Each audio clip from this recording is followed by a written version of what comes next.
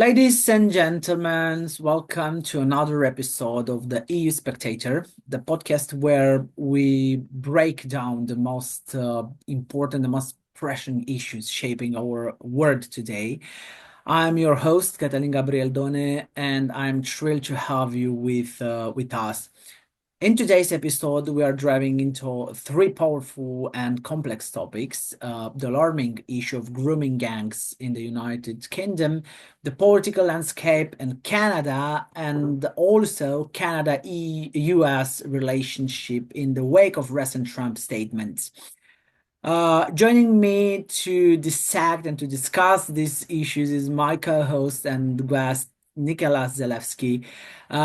Nick bring his sharp insights and unique perspective to the table, and I'm sure today's discussion will leave you thinking long after this episode ends.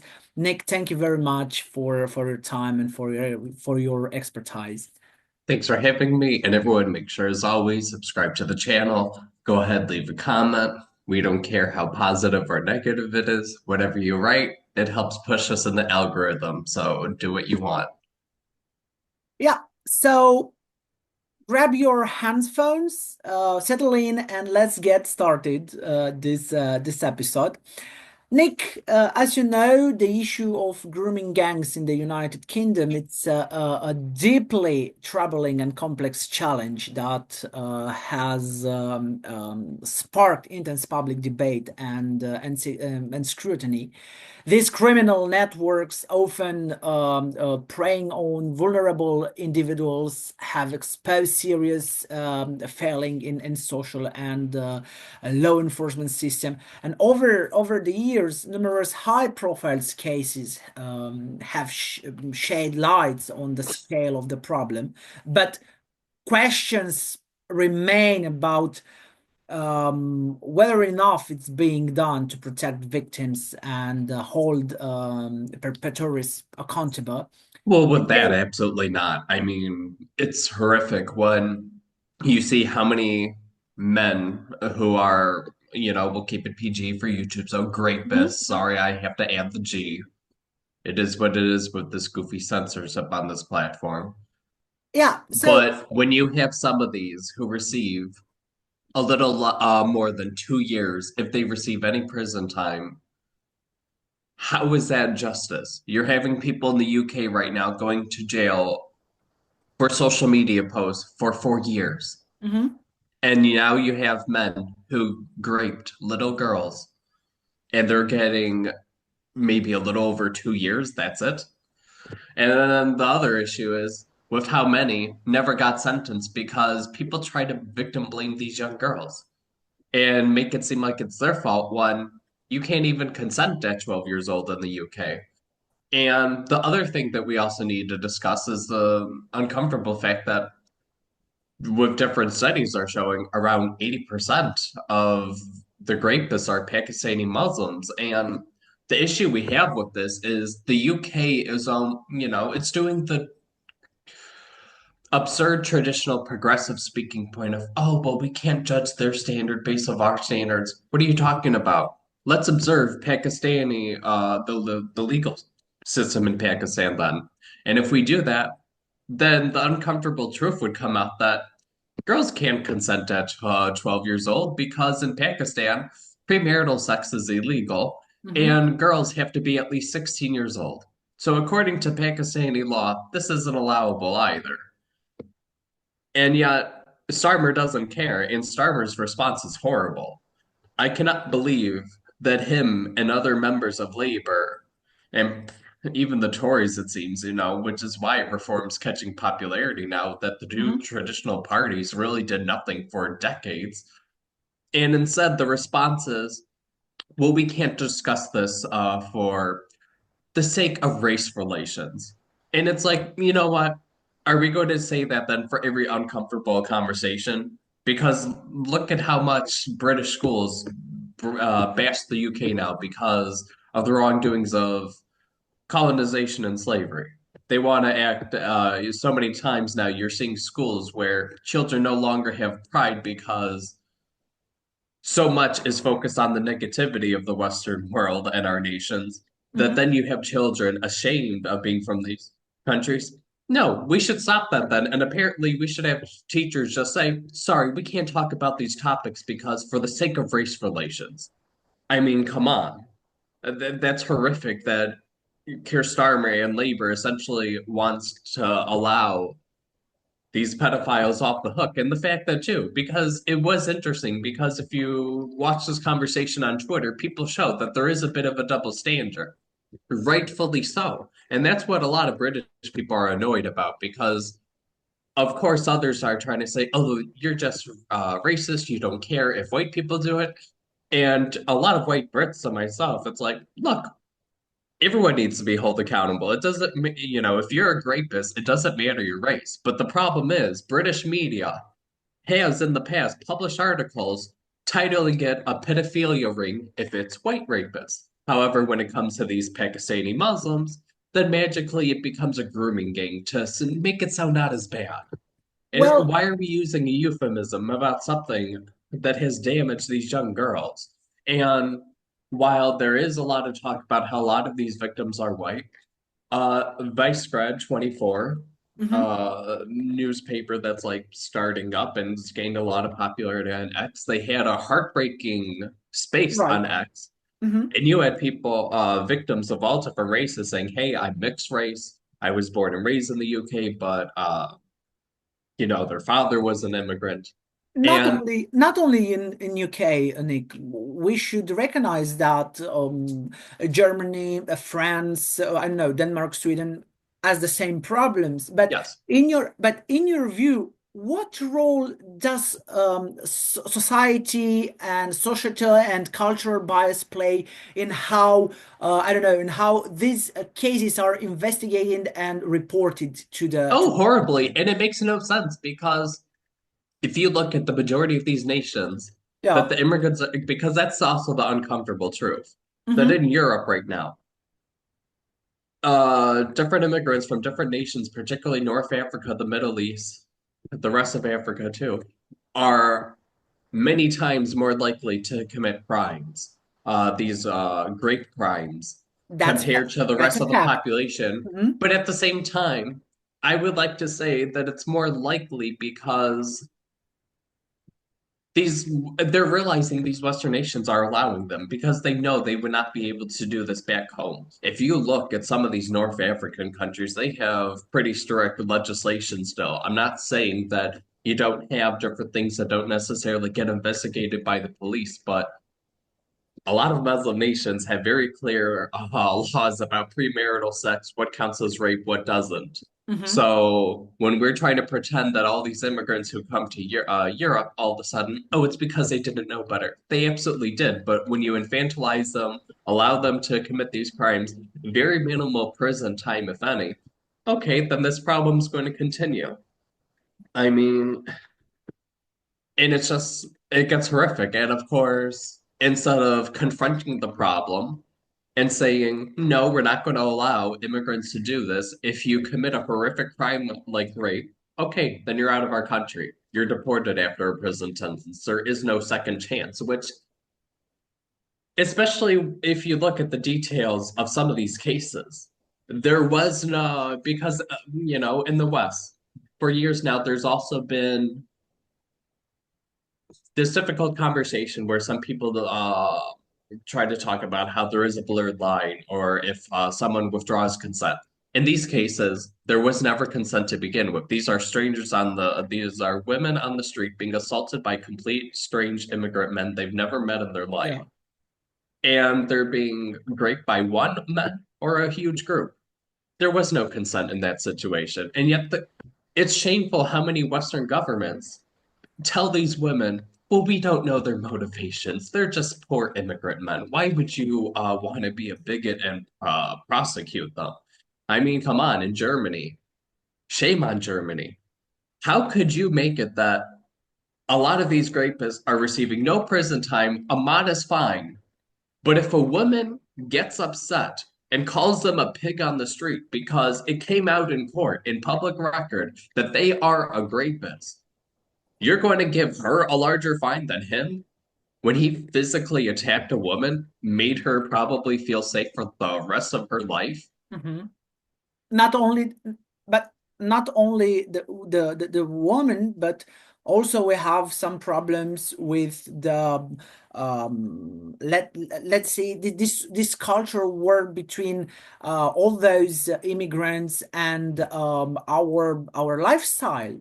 We should recognize, and we should say very clear, we have in Europe also the LGBT groups, and the LGBT groups are under attack of all those immigrants. So, um, what steps do you believe are necessary to not only address the current crisis, because we have a crisis, but also to prevent grooming gangs from operating in the future?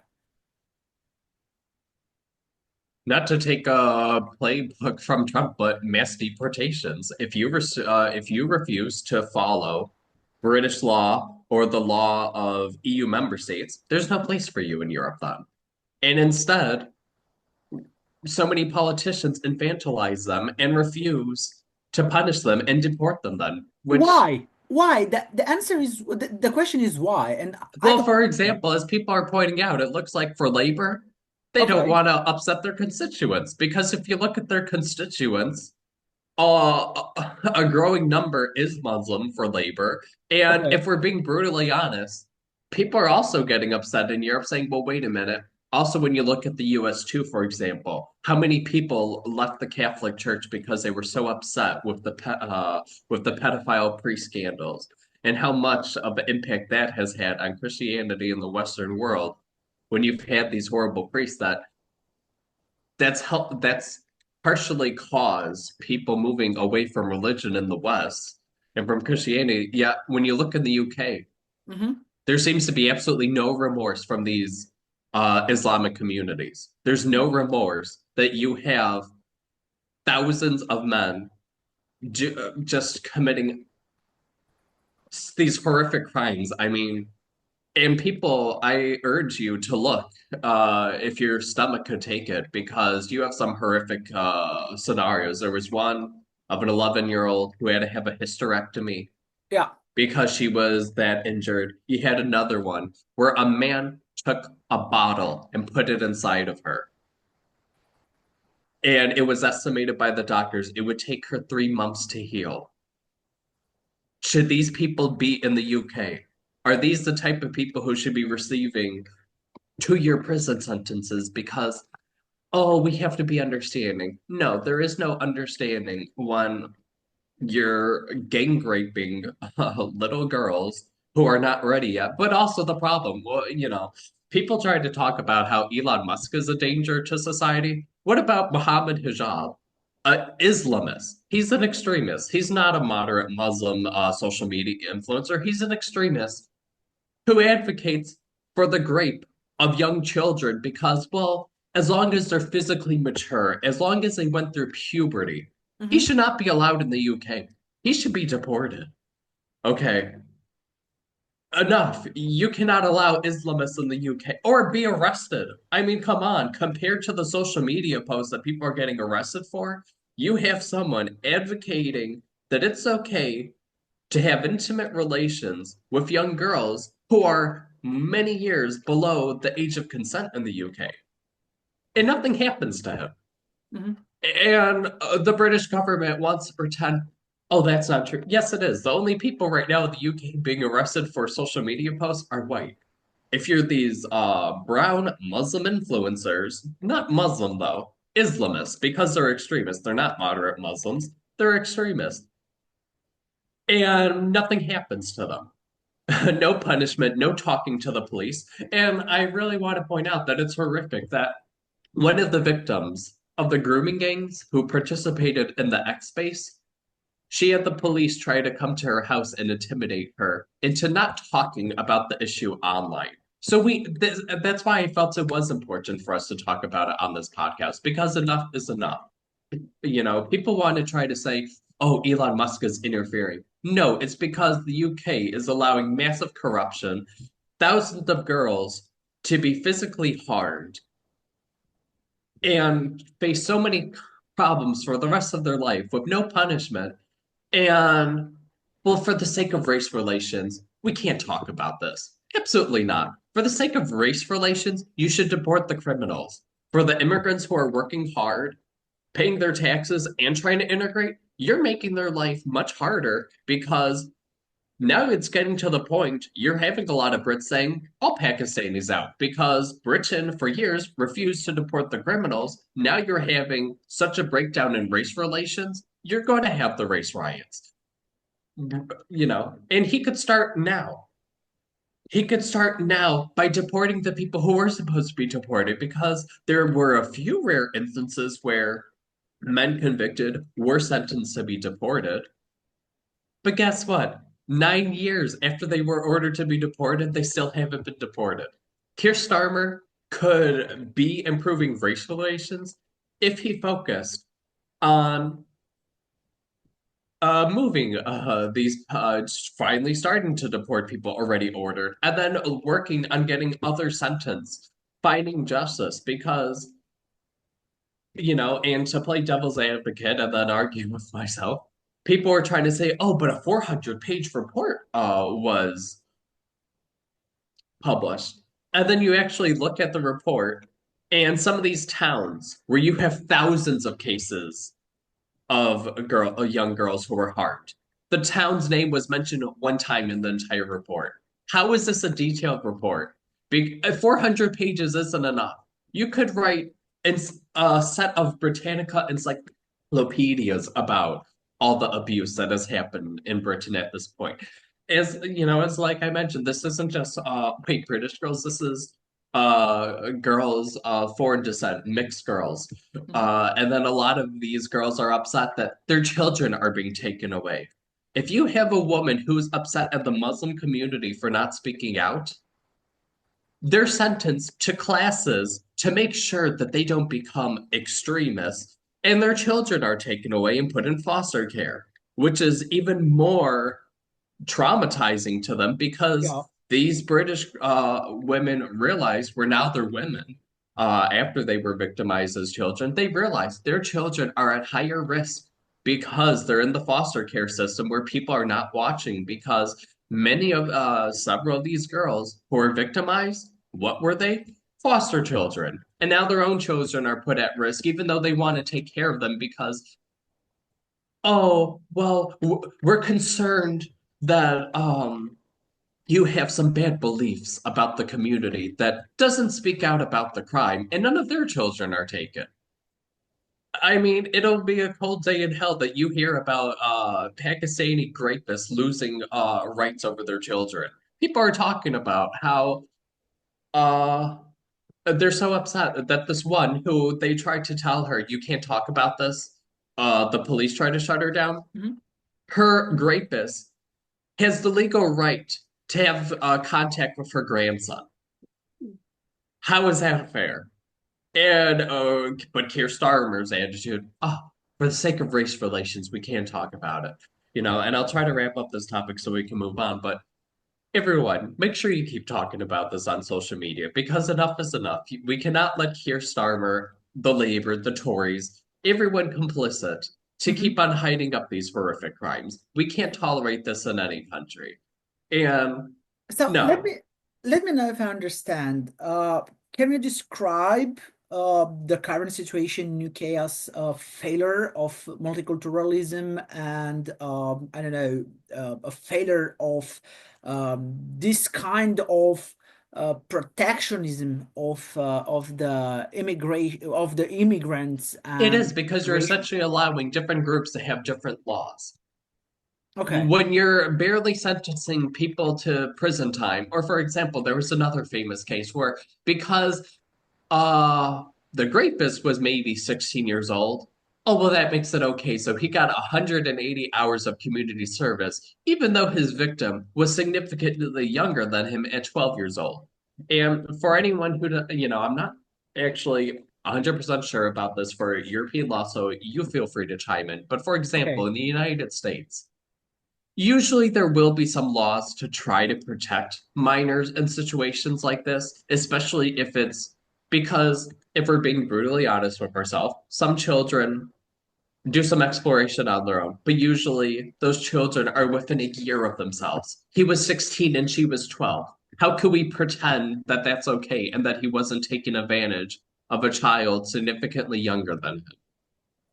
And that's the thing, usually when judges make exception in cases like that in the United States, it's because both are minors, but within like a year, where they're in the same grade level or something. Not that the female victim is 4 years younger. Come on. That's unacceptable. And you're saying the West though, where they could save this experiment of multiculturalism if they treat everyone to the same legal system. But instead, as we've seen before, you have European countries like Sweden giving financial assistance for men with multiple wives. Yeah, But we don't allow polygamy in the EU. EU. So, nor the US. Why would you be giving financial assistance to that then?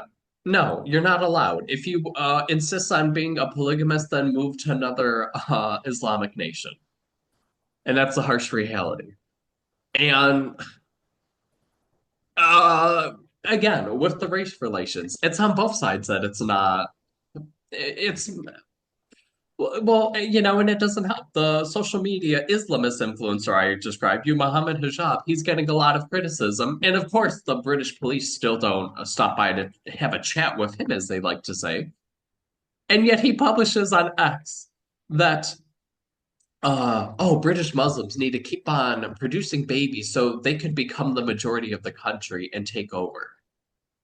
Okay, and where is the British government saying, hey, this isn't appropriate for race relations either?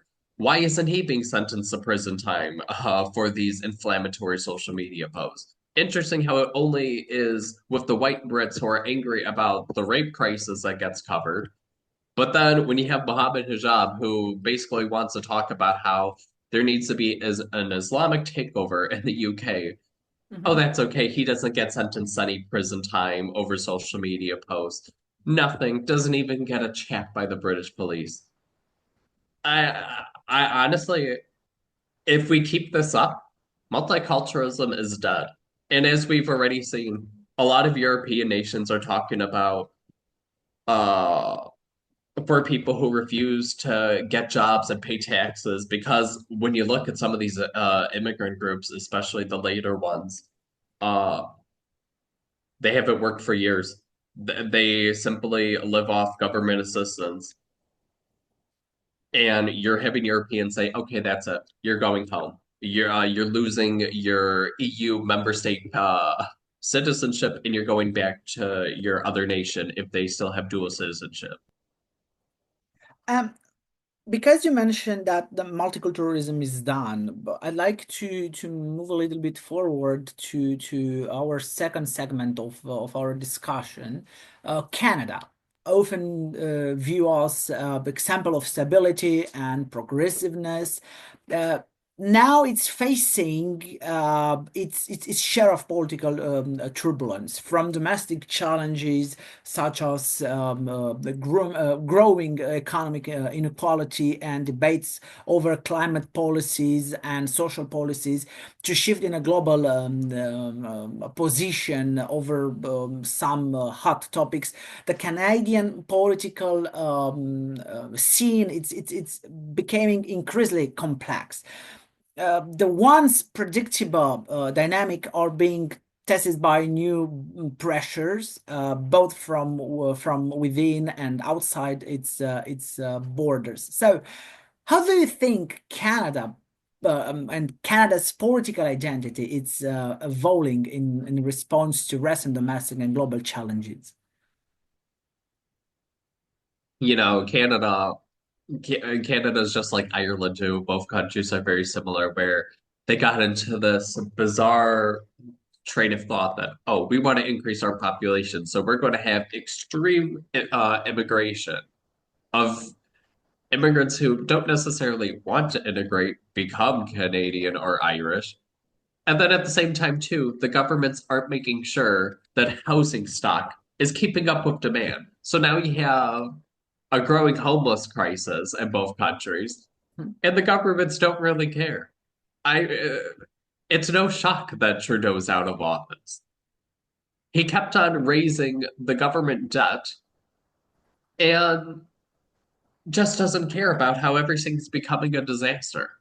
And with that too, that it's similar. Then unfortunately, as people were pointing out with a clip of Britain, that I forget what city it was from in Canada, but you see a video and the guy shows, okay, now look at the crowd. The Mhm. problem isn't necessarily that essentially everyone's brown in the video, but the problem is that how are we allowing in Canada that it now essentially looks that women no longer feel safe in public because it was true. It's a bunch of immigrant men. There's no women in the crowd. And it gets to the point that women are no longer comfortable being in public. Okay. Sorry, Mona, I'm a little sick. I had to pause the camera so you don't see me blowing Yeah. my nose. Uh, but it was almost like Milan too. Italy needs a crackdown. You had Arab kids Mhm. take over the main piazza in Milan, Yeah. and they attacked a few Belgian girls. Luckily, there was a few Italian men to pull these Arab kids off of them. You're essentially making it where you're allowing these immigrants to come in to our nations and then make it where women from the country no longer feel comfortable going out in public and celebrating. Mhm. This is similar to Cologne, Germany, where hundreds of women were attacked by immigrants in one night. And that's the thing with just not to go too much back into Britain, but you have oh my god, Yeah, but also Canada Phillips, is uh, Phillips, where Phillips was like, oh, well, it's just like a night out in Birmingham, and it's like you mhm. had hundreds of women essayed all in the same night, and you're going to compare it to someone giving a crass compliment. But with Canada too, and then with how Trudeau, how he sold the gold reserves. I mean, he's just selling out Canada without a long-term plan. And Canada could have looked towards the US and see, okay, well, how could we increase our population? How could we assume more immigration? But Mhm. again, there was no expectation of assimilation on the part of these immigrants. And then the fact that there's a housing crisis because Trudeau allowed millions of immigrants in at one time without making sure that there's enough housing, which, as you know, is absurd because Canada is one of the largest nations by territory. So, come on.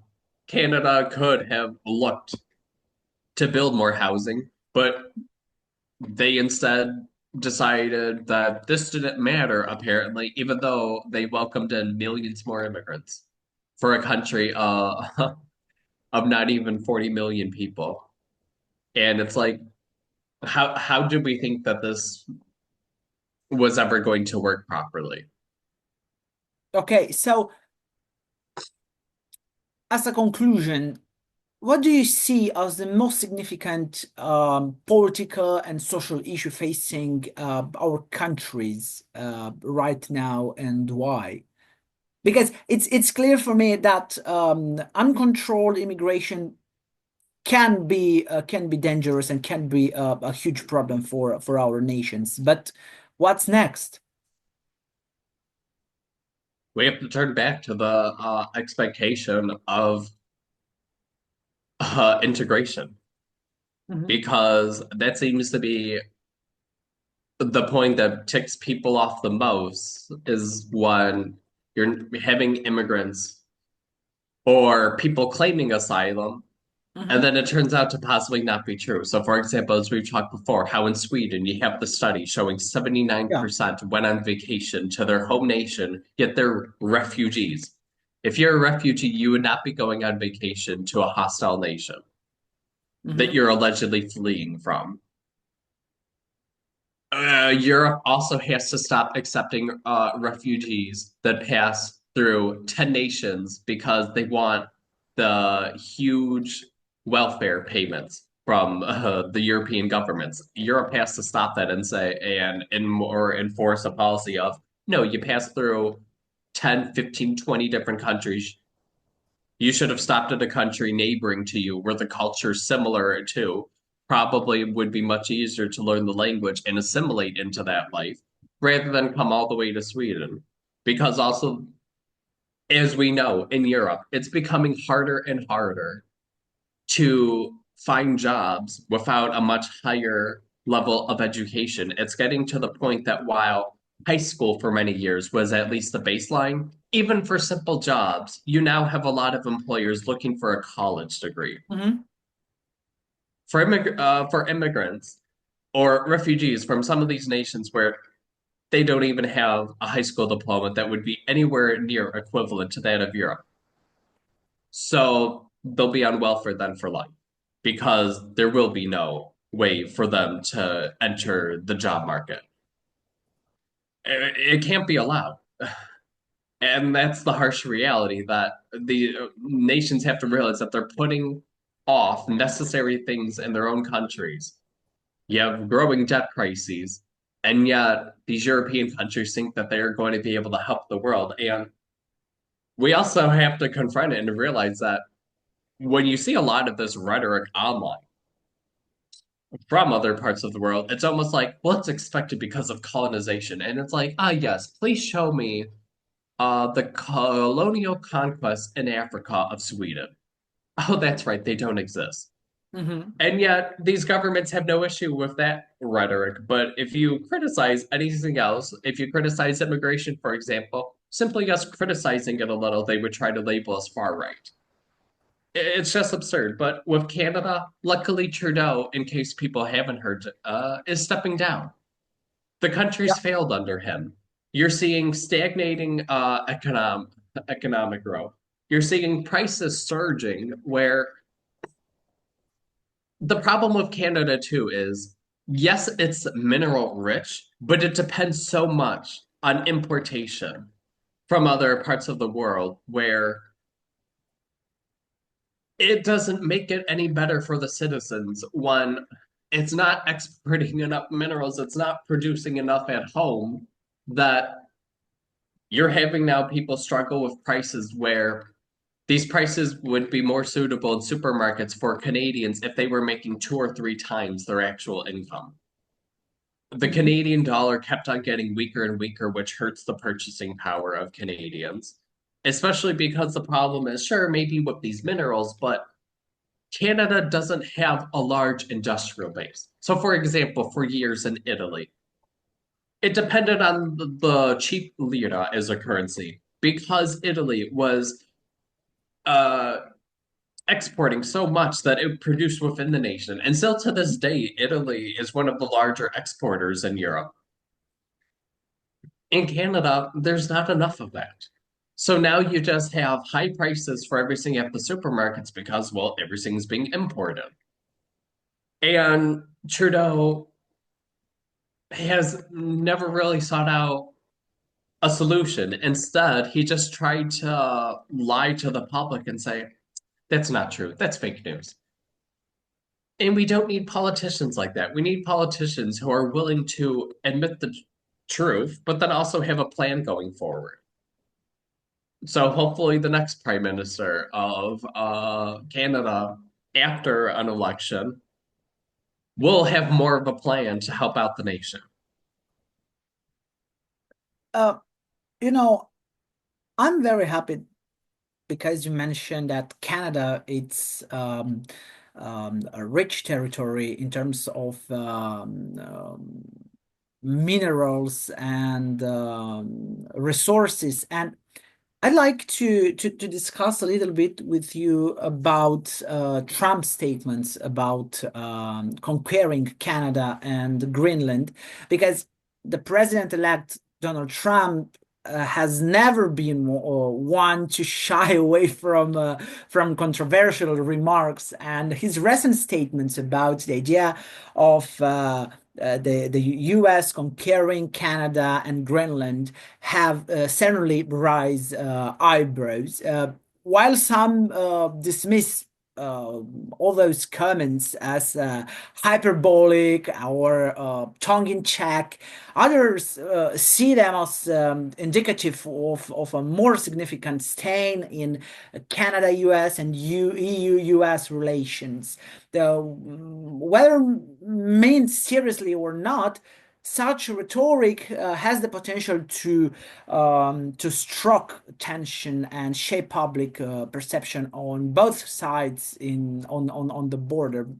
So, what's your take on Trump's comments about Canada and Greenland? And do you see them as I don't know, as a harmless provocation, or is there something deeper at play I here? think there is something deeper, but not what Yeah. people are thinking, where people are just assuming this is purely sinister. I think this is essentially Trump trying to give Europe and Canada a wake-up call and say, hey, wake up, run your country better, make sure you're also securing yourselves because as we know from Trump's first term in office, he's upset with how many NATO Mhm. countries still do not spend 2%, which they agreed to in the 2000s, Yeah. realizing that we need to spend enough on our military. With Greenland, look at that. As soon as he mentioned Greenland, oh, Denmark finally sent some more military to guard the territory, which is necessary because it's a great place to spy. Sorry, the window shade closed. I'm in the dark. It is what it is.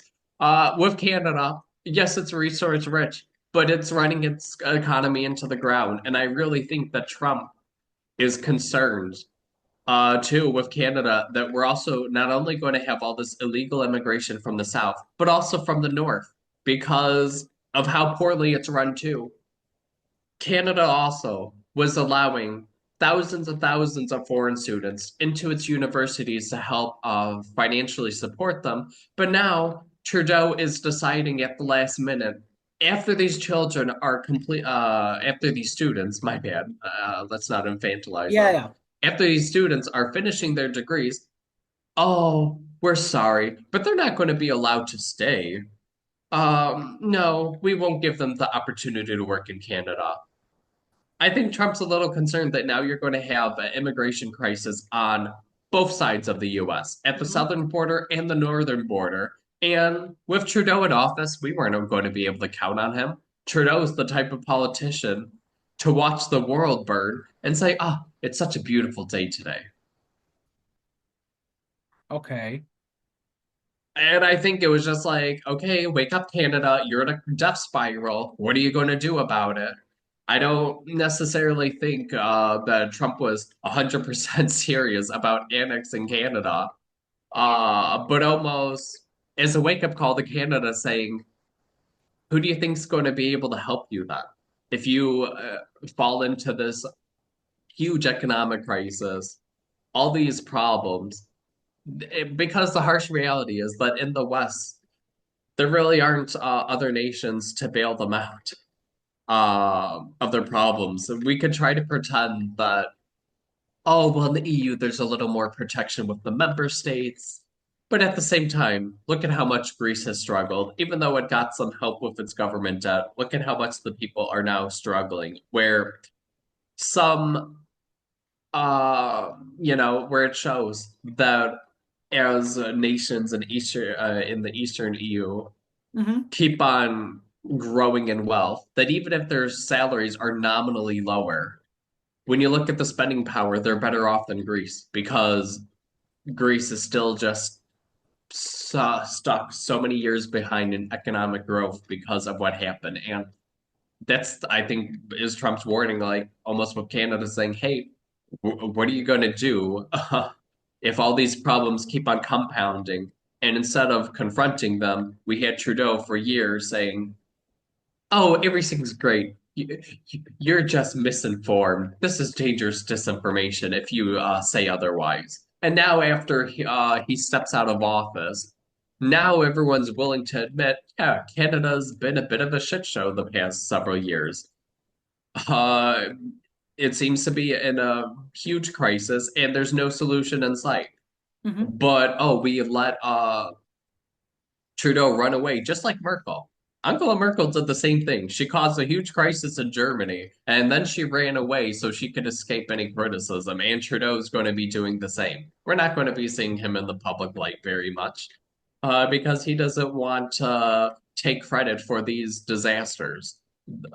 Canada's not doing well economically. It's not doing well at the level of integration, and it's not doing well in virtually any respect except, oh, it's mineral rich.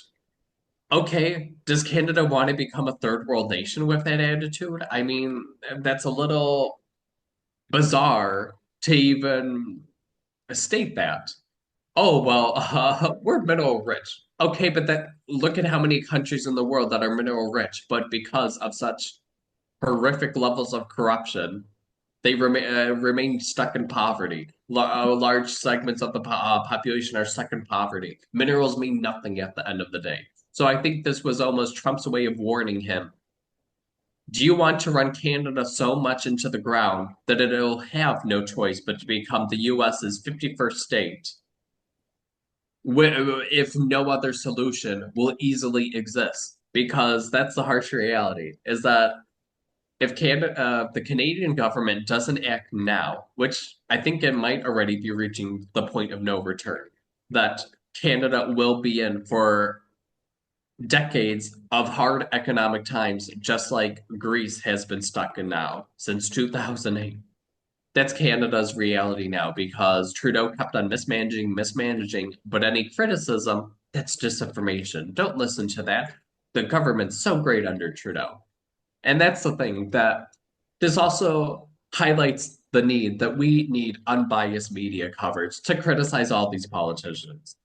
Look, of course, Trump needs to be criticized at times, but at the same time, the media trips over itself to criticize him.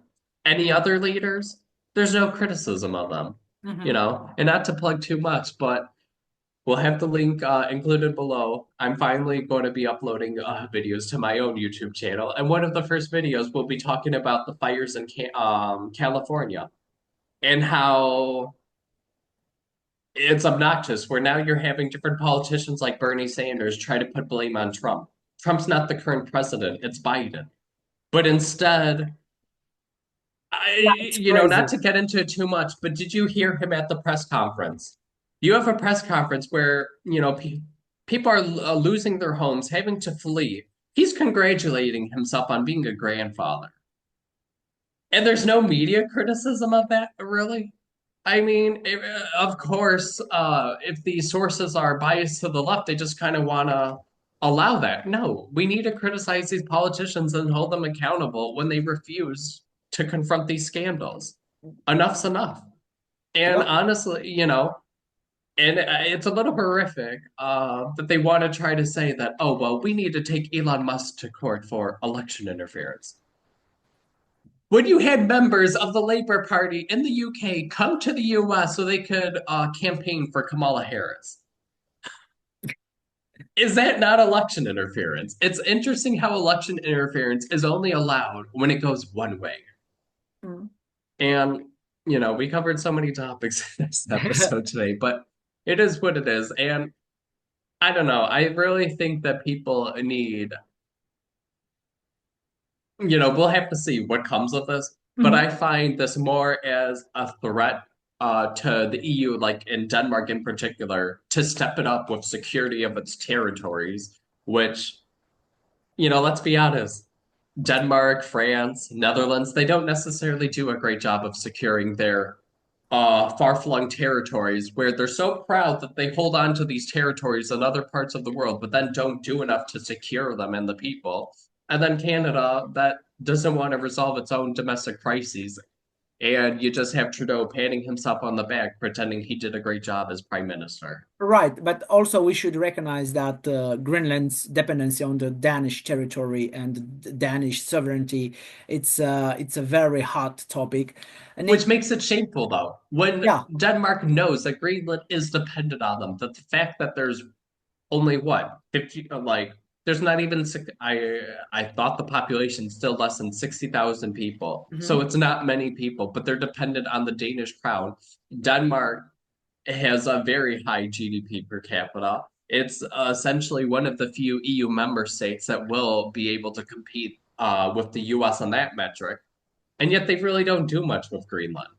I mean, they do some efforts, but I just found it interesting that when Trump finally started talking about that, oh, look at that. They're finally sending some more security for Denmark, which is needed because when we're seeing in the US with some of these drones and different things, that it looks like there's potential spying on behalf of the Chinese. Why would Right, but Denmark just willingly allow that in Greenland?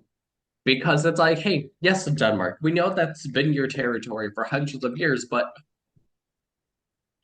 pretend it's your actual territory then. Do something about it then. I'm so sick of these EU member states happily writing these territories, but then they get upset when they actually have to do anything. I mean, look at Macron. You have that scandal with him where he went, forgive me, I forget what territory, what island it was that he went to. There's a huge crisis now brewing, and he's swearing on camera.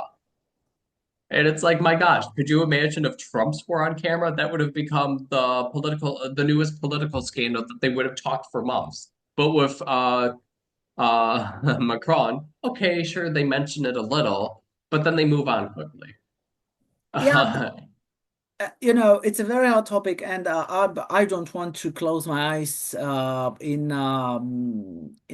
in the front of fact that between Nuuk, the capital city of Greenland, Yeah. and Copenhagen, are still some tensions. But uh, that wraps up today's episode of the EU Spectator. As you said, we covered a lot of topics, hot topics, and from the disturbing issues of grooming gangs in the UK to the shifting political dynamics in Canada, and even delve into the provocative statements made by President-elect Donald Trump about Canada and Greenland.